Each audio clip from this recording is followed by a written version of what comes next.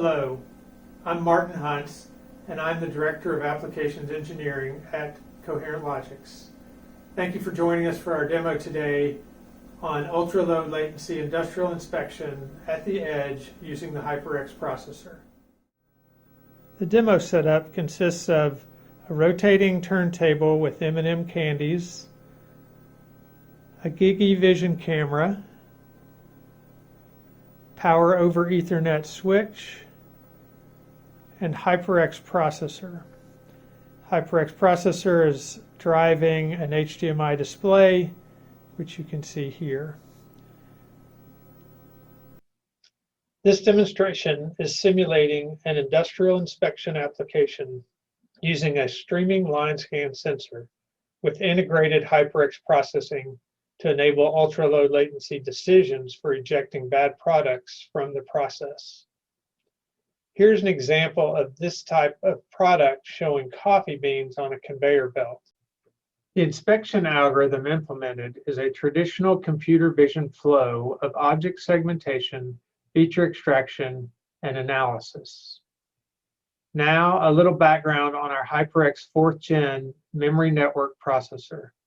This board is the development kit showing Gigi, USB, and HDMI I/O.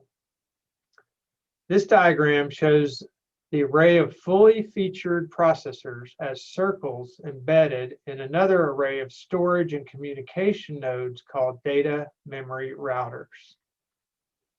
The data memory and router element in the fabric is the key to efficient overlap of data movement and processing. Each DMR supports up to 256 gigabits per second bandwidth with no PE intervention and deterministic latency to any other DMR in the fabric, as well as the I/O.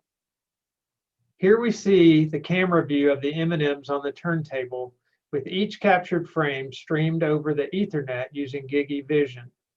The UDP packets are forwarded to the HyperX development board and received straight into the HyperX fabric. The lines of data from the sensor stream directly into the processing chain, and then the extracted features and original image is output directly to an HDMI monitor. The whole data flow is contained in the HyperX, sensor to decision. Now we see the direct capture on the HDMI monitor. We can simulate the line scan camera by processing 128 lines of data at a time as a region and resolve objects that span the horizontal boundary in the connected component analysis. The processing flow shown earlier is now mapped onto the HyperX processor using C code and OpenCV libraries. This diagram represents the 48 PE processing grid, with each PE represented by a green diamond and the DMRs represented by blue octagons. The lines between the nodes are communication routes. I've highlighted the route from the Gigi cell, upper left, into a data stream fork in green. The source data goes to external memory, top, middle, and to the multi-level thresholding.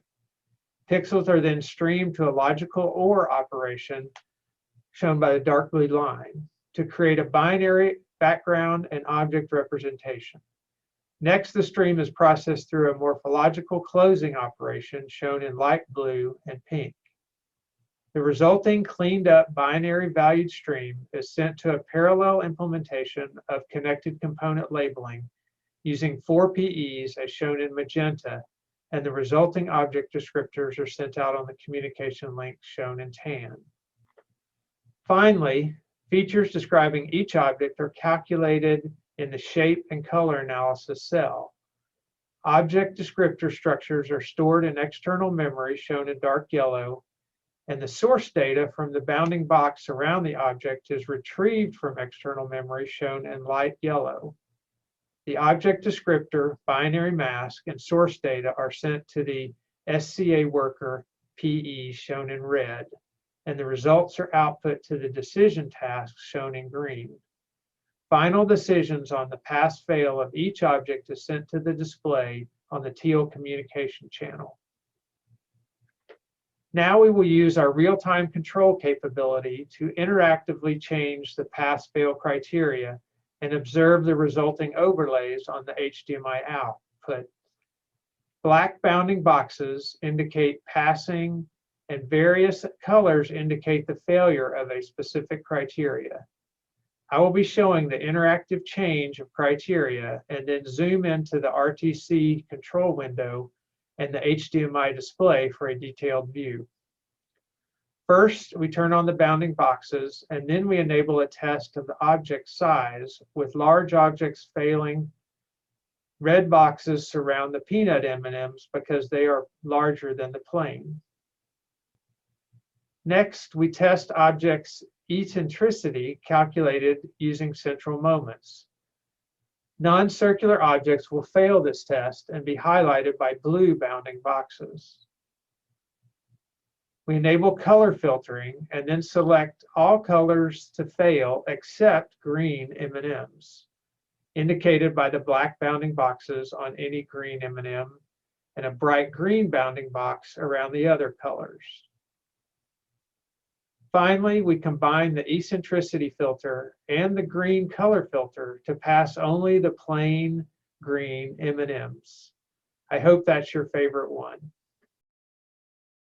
The key performance attributes of this demo and any industrial inspection is latency and throughput.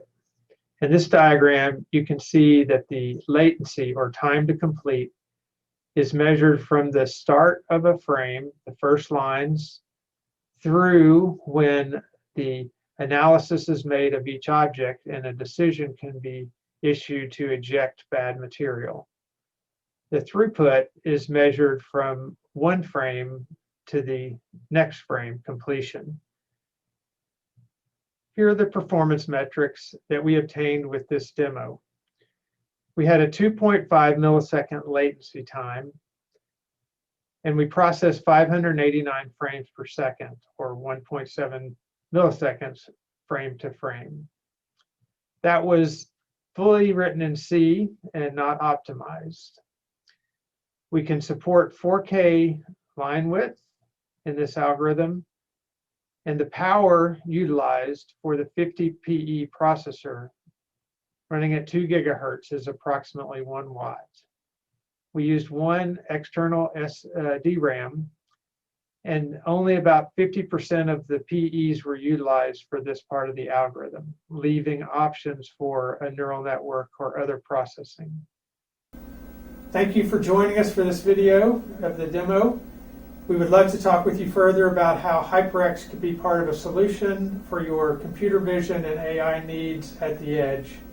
Please come by our kiosk or reach out to us in the platform. Thank you.